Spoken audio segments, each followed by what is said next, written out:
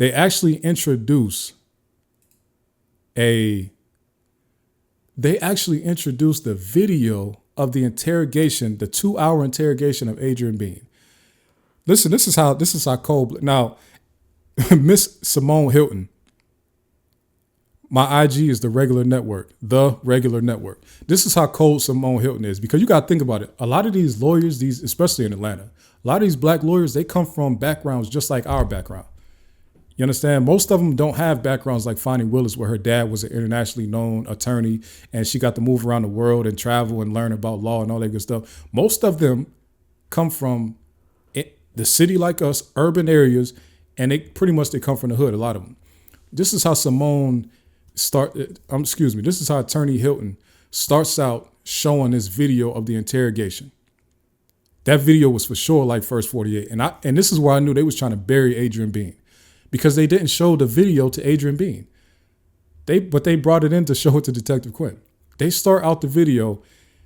Hilton pauses the video and says, Detective Quinn, can you tell what Adrian Bean is doing right here in this video? And Detective Quinn is like, I can't tell. It looks like he's eating. And then they go forward. Somebody please tell me, what was the point of that? The only point of that was to say, this is some First 48. This is what y'all think it is. That boy is 100% a snitch. So because he messed our case up, because he didn't come in here and testify, there will be no questions about whether this man was telling or not. That boy's a snitch. Y'all need to look at him like why you show that man eating like that? What was the relevance? Somebody got to let me know. What was the relevance of that? Because when we listened to the audio recording, we could tell that he was eating and drinking already. Why did they need to show that? To me, that was like egregious. And I'm not saying egregious like they shouldn't do it, but it's just like, what were you trying to show us? That he was in there eating? What else could that mean except, hey, y'all, look at him. This is First 48 over here. Look at him. It's like they just wanted to give the YouTube streets a movie. And I'm just like, boy, like, how's he going to walk around Atlanta now after this? I'm not even playing. Like, how's he going to move around now? He can't just bury himself inside of his work. He can't really do, he got fired. So now he's going to have to go out and try to, rebuild his life after just 2 weeks or 3 weeks of testifying. Like, this is crazy how they did that boy up in that court and that man up in that court. Yeah, Matt, they took his soul. Like, they buried him.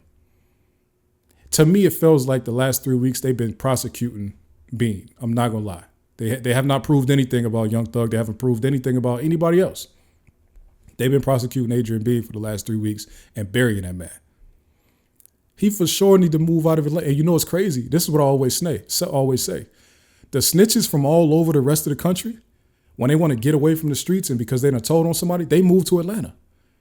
That's how Atlanta is so like on edge and dangerous at different points. When people, these parties turn into dangerous, deadly situations so quickly, you got a bunch of killers down here that escaped snitching back in their hometown and now they live here. And I'm not even joking. People catch bodies in other cities, then they come down here to get away from it. Or they come down here to run. Or they snitch on somebody in their city, especially New York. Shout out to New York. They snitch on somebody in New York and they come move down here. It's full of that. So if you snitch in Atlanta though, I don't know where you're going to go. I don't know what's the safe, you got to go to what? Albuquerque, New Mexico? Phoenix, Arizona? You got to go to one of them witness protection states. Man, that was cold-blooded. Y'all have to admit that Attorney Simone Hilton was very, very, very cold-blooded for doing that one. That was crazy. Yeah. Yeah, that was for sure on purpose, Miss Valerie G. That was crazy to me. I think when he was in an interview room with Quinn, Bean was telling the truth. You think he was? No, King Wiz. He wasn't telling the truth. I'm going to tell you why. He changed his, and I went over this last week. He changed his story even in the interview. He goes in there and tell him all this. And remember, Detective Quinn was like, so pretty much, is this the story that you want me to take back to my team? And then Adrian Bean is like, you know what? No, scratch all that. I'm going to give you the real story now. He never stopped lying. I'm going to keep it real with you. Adrian Bean is still lying about that case right now. And like he never stopped lying about that. Okay. Yeah, you got to get off the grid, man. Go to Alaska or something like that. Like, he for sure went up in there and told for a cheeseburger. It's just sad to see. I don't think that part was necessary. The whole pausing it is saying, Detective Quinn, what is he doing right here in this video? Why? Like, Miss Hilton, I know you watching because y'all be referencing stuff that I say in these videos. Miss Love and Miss Hilton, what's going on? Why y'all do that man like that? Let me hear here. Okay, he said, I missed why I still was trying to get him not to testify. He could still be charged for that crime. Bean understood that, and that's why he was trying to. Well, yeah, most of these people could still be. I mean, they found a way to charge all these people. But the thing about it is the fact that he could still be charged for that crime. He's already on recording snitching, giving up all the names, saying, "Yo, my homeboy that just got out of jail, that's his gun." DK's gun, he had a little gray gun like this. It was this short. I don't know what type of gun it was, but it was a little gun. Young Thug, he had a gun too in the back seat. I ain't had no gun. I left my 2.2 at the crib. My chopper is in my trunk right now. The man is already telling. So even if they do try to prosecute that, Bean ain't gonna get in trouble because he's the one that's gonna be the star witness. Like, so, but you're right though. They can for sure still. I think that Adrian Bean is putting himself in more dangerous territory by getting up on that stand and doing what he did. I think that will give them more incentive to try to recharge him for that situation. You understand what I'm saying? So I don't understand the angle of what anybody in this one. On first 48, them folks wait until they get the promise. Oh yeah. I figured that because that was kind of off camera when he took him to get the food, right? Y'all noticed that we didn't hear, not just off camera, that was off recording. We heard on the actual 2-hour recording that he asked him what type of drink he wanted, but we never heard the part about the food. Like, yo, when did you take him to go get food? Did you have the food sitting in there already waiting for him? Or what if they had the food just at the end of the table and told him, yo, if you talk, you can touch that. Okay, so here we go. Thug was there because the phone call from the lady saying Thug was in her house. Did he get them? But I don't want to help the prosecution. I'm a chill. So look, this is the thing about that, Kendrick Clemens. Or does that say Kendrick? My bad if I'm reading wrong. It's tiny. I know. Hold on. Oops. Yeah, the thing about that, right, is this. The lady who called and said that whole thing about Thug shot somebody and ran in, she didn't know exactly who. She didn't know if it was the person saying Young Thug shot the person that's in the apartment or if Young Thug is in the apartment with a gun after he shot somebody. Remember, she said she didn't really, it wasn't clear about what she was saying. And she didn't say Thug was in there. She said Thug shot somebody or somebody got shot by Young Thug. She didn't really know what was going on. So that's why that part of the clip had to be, it was inadmissible because she really didn't know what she was talking about because it was hearsay. She got it from a third party and she really didn't see the person or know who it was. You thought that food was a bag lunch? Was it a bag lunch? No. He wasn't in processing anymore. He was in population. Remember, all of the 3 calls that we heard from him and his wife all happened before the Detective Quinn interview. The reason that they're showing that it happened before the whole thing with the state is trying to show that that Adrian Bean has been consistently saying that it was Young Thug involved the entire time. He never changed it, and he didn't make that up just for the just for the Detective Quinn interview. So those 3 calls, when he called his wife on the last call, he said, I'm in population right now. That's when he said, yo, they denied my bond. I go back on the 26th and all that. So he was in population already, which is, I think that was September 16th, which is the day before I think he met with Detective Quinn. So yeah, he was in population already. He wasn't in processing anymore. So I don't know. I don't think that they let him take a bag lunch from the jail to bring it to the precinct, but they could have. I mean, I don't know. I'm just assuming that they didn't even mention food on the recording at all. We just heard Adrian Bean eating in the microphone. So, okay. See, people saying Thug was for sure involved. Look, I'm gonna say this. I was myself when this was all going on. I myself was tucked in Virginia at that time. So I didn't even hear about this. I didn't know nothing about this, but apparently this was a very popular incident in Atlanta, and a lot of people knew about it. And a lot of people also in the streets were saying Thug was involved with it, and that kind of made his mystique a little bit bigger. So I would say shout out to y'all who already had that information. I don't have any info on that, but I'm gonna take y'all word for it. Yeah. It was the neighbor that called. Yeah.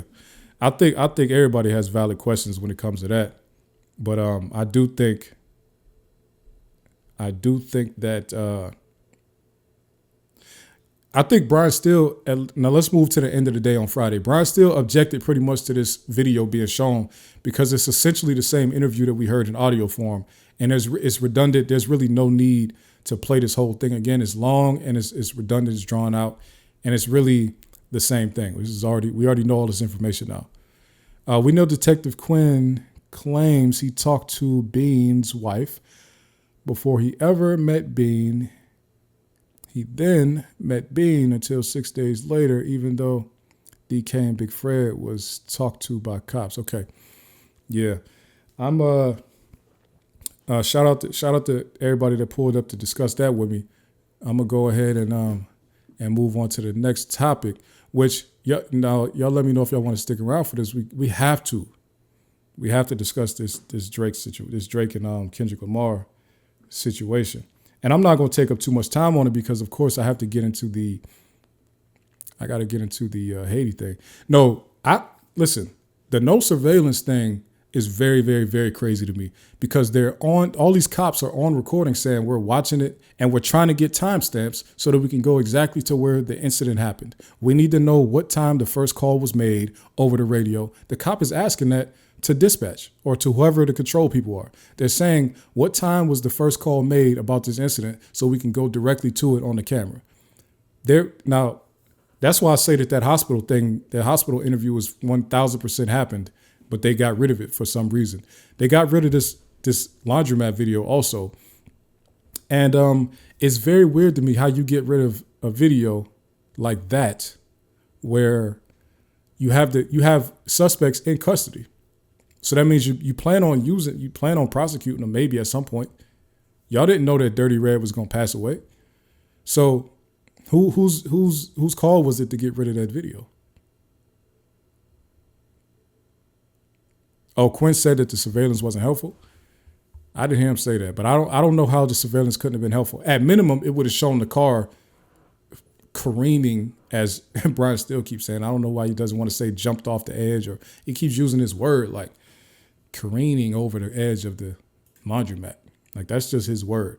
I do think it's crazy that Adrian Bean keep on saying that him and Young Thug jumped over this barbed wire fence so fast that the police couldn't even see Young Thug.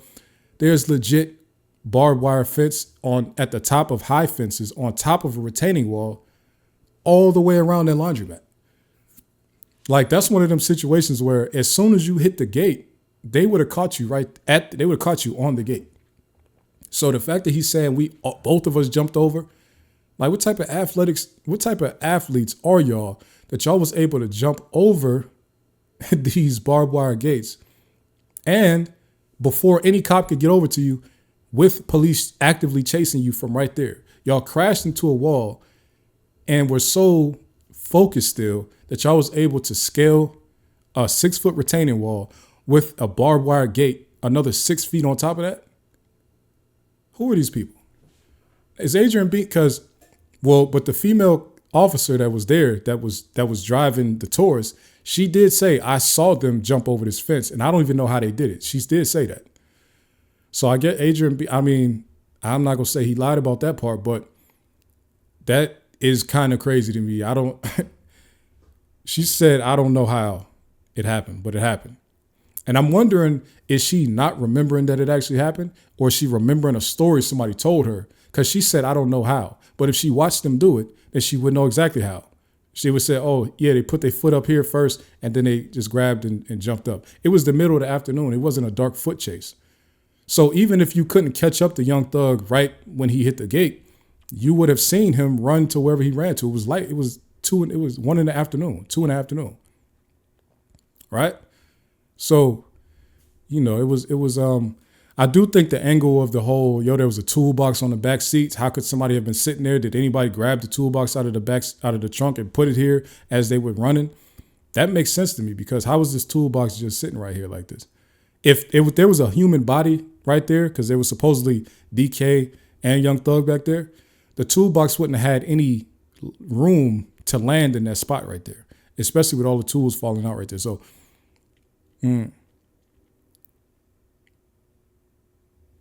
yeah, no, I'm not saying that he didn't run around the back of the building. I'm saying it was light outside. They would have seen him run wherever he was running to. Like the where the laundromat is in relation to the other plaza that's right next door, that gate that they jumped over is to the back of that plaza. So that's why he said Thug went right, I went left. So when Adrian Bean supposedly jumped over the fence, he went left into the parking lot of the plaza next door. He's supposedly saying that Young Thug went right behind the building, but all of it would have been visible from where the police were at, because the police, remember, were coming out of Summerdale. Summerdale was in line. Pretty much, they're saying that Young Thug ran to Summerdale. The police were at Summerdale. They would have seen him. There would be no way around them watching him run through the back of houses and all that. They would have seen him do it. They saw Adrian Bean run through the joint and just went and hit him with a car. You telling me nobody would have seen Thug and just went chased him, at least, even if they chase him and lose him on foot? They saying that nobody ever seen him. Adrian Bean is the only one that knew the Young Thug ran to the other side. So again, I'm not gonna hold y'all up anymore on that. And I do. Yeah. McDonald's was over there, but they say, with McDonald's going out of business and all that, they also didn't get the video footage of that.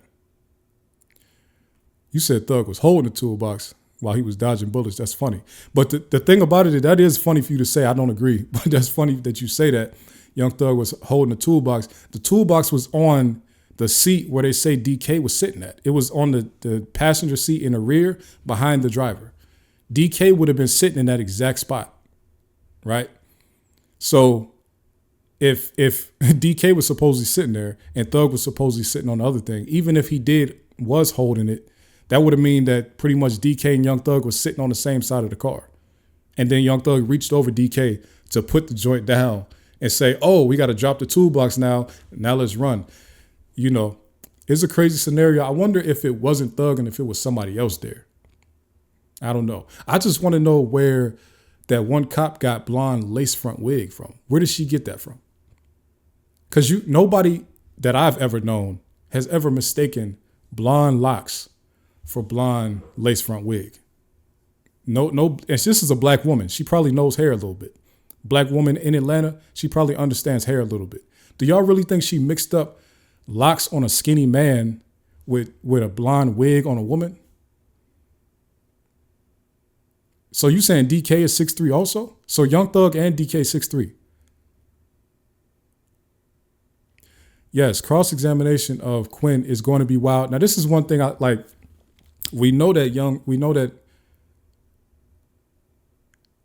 Yeah, I don't know how anybody was behind Big Fred either. So we know that Brian Steele is going to handle the cross-examination of Detective Quinn. I just wish that, but it's really because Young Thug is involved in anything that anybody is implicating Young Thug directly in. Brian Steele he's not letting anybody else handle it. But I do think that Keith Adams should be the one on top of it. I'm not gonna lie. Brian Steele's getting a little bit high-headed right now. And I do support him in his defense of his being, as they say, being an advocate for his client. But Keith Adams should be the one, man. He should for sure be the one interrogating. Fred is 6'8", Thug is 6'3". So, so they had to. So according to Adrian Bean, the two short people were on the driver's side of the car, and the two tall people were on the passenger side of the car. That's what he said, man.